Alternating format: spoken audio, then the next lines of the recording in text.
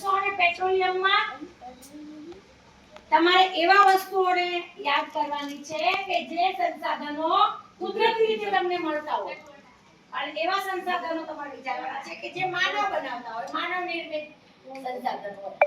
જેમ કે કોલસો છે, અહીં કોલસો અહીંયા રાખો, એક પણ બેસે.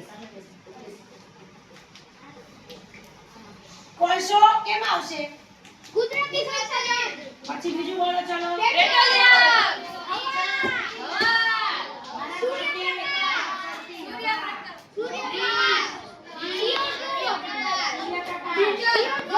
હવામાં બધું આવી જાય, CO2 ઓક્સિજન બધા વાયુ હવાના કણો બધા હવામાં. જંગલો. જંગલો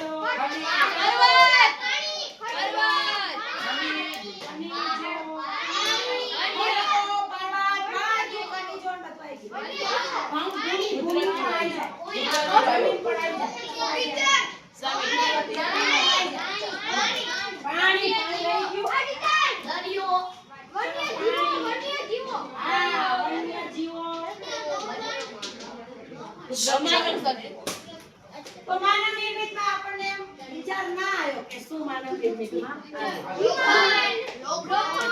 જો ઈ ખનીજો છે અને એ માણસે નથી બનાવી, ઈ પણ આપણને જમીનમાંથી જ મળે છે. હા, બધું જ. સોનું એ કે માણસે નથી બનાવ્યું. માણસ શું કરે? એને ઘરેણા બનાવે, લોખંડમાંથી કોદાળી બનાવે, બરાબર ને? ઈ પછીની વાત છે, પણ ઈ વસ્તુ મળી ક્યાંથી? કુદરતી. ખીણો છે, કોલસાની ખીણો માણસે નથી બનાવી, કુદરતી રીતે બનેલું છે. સોનું ક્યાંક નીકળે છે, સમજાય છે? એને માણસે નથી બનાવ્યું. ઈ ખનીજો બધી કુદરતી રીતે આપણને મળે છે. તો એ વસ્તુ જે છે ઈ આપણે પેઢી દર પેઢી આ વસ્તુ આપણે વાપરવી કે ન વાપરવી ને? તો પેઢી દર પેઢી એ વસ્તુમાં કઈ ઘટાડો થાય કે ના થાય? સૂર્યપ્રકાશ આપણે વાપરવી છે રોજ, પાણી વાપરવી છે રોજ, કોલસો વાપરવી છે ક્યારેક રેલવેમાં બધે વપરાતું હોય છે, કોઈ કોલસાની સગડી રાંધતા હોય તો વાપરતા હોય, બરાબર ને? હવે પેટ્રોલ આપણે રોજ વાહનમાં ફરી છે, બરાબર ને? જ્યાં જઈએ છે પેટ્રોલ ડીઝલ વપરાય છે, ગેસ બધું વપરાય છે, બરાબર? તો આ વસ્તુમાં ઘટાડો થાય કે ના થાય? શેમાં ઘટાડો થશે? સાંભળો. જેમાં ઘટાડો થશે ને ઈ પુનઃ અપ્રાપ્ય કહેવાય. શું કહેવાય? અપ્રાપ્ય. બરાબર ને? ઈ ફૂટી જાય એવા સ્ત્રોતો છે. શું છે? ફૂટી જાય એવા સ્ત્રોતો હોય એને પુનઃ અપ્રાપ્ય કહેવાય. પુનઃ પ્રાપ્યમાં જે અખૂટ હોય, અખૂટ મતલબ કે તૂટે નહીં. તો એવી રીતે આપણે અલગ પાડીશું કે માનવ પ્રવૃત્તિઓ દ્વારા એવા કયા સંસાધનો છે જે ભવિષ્યની પેઢી દર પેઢી વપરાશના લીધે ફૂટી જવાની શક્યતાઓ છે.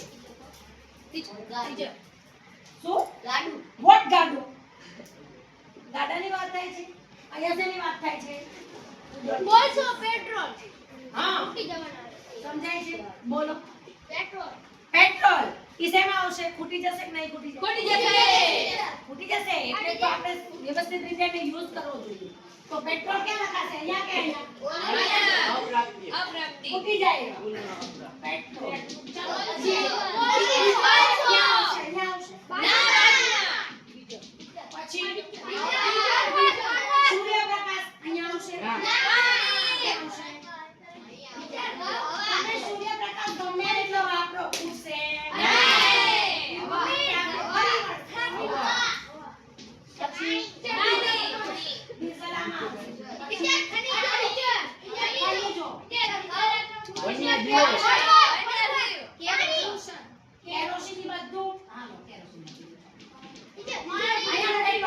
પેટ્રોલિયમ લખી દીધું તો બધું આવી જાય. ખૂટી જશે? જમીન વાપરવાથી ખૂટશે? જમીન મતલબ કે ભૂમિ. વન્યજીવો. પછી વન્યજીવો.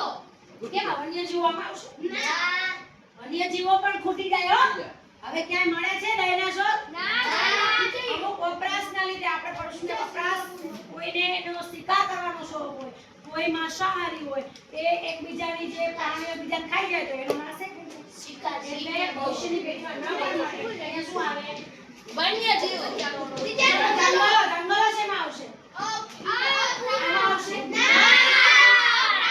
જંગલ પણ ભવિષ્યમાં જો તમે લાકડા કાપો ફર્નિચરો માટે ને તમારા સુખી સાહેબી જીવન જીવવા માટે કાગળ માટે. ઉદ્યોગોમાં કાગળોમાં આ બધામાં વપરાશ કરો તો જંગલોનો પણ નાશ થઈ જાય.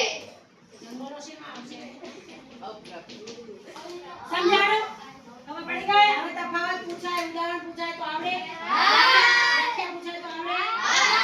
યાદ રાખવાનું. હવે બીજા ઉદાહરણો વિચારવા કે જે નજીકના ભવિષ્યના પેઢીમાં માનવ પ્રવૃત્તિઓ દ્વારા જે ભવિષ્યમાં વપરાશ થવાથી તમને ફરી ન મળે એને મળવા માટે ઘણા બધા વર્ષો લાગે. કોલસો ને પેટ્રોલ બનાવવો હોય તો બને પણ ઘણા વર્ષો પછી એ ભવિષ્યમાં 500 વર્ષો 2-3 વર્ષ લાગે. કેટલા વર્ષો લાગે એ કોઈ ના કહી શકે. બરાબર ને? તો નજીકની પેઢીમાં નજીકના ભવિષ્યમાં મળી ન જાય. આજે પેટ્રોલ ખૂટી ગયું છે તો એ પછી ભવિષ્યના પેઢીમાં એ પેટ્રોલ બની જશે. એ નજીકમાં ન બને. સમજાઈ ગયું? સમજાય છે?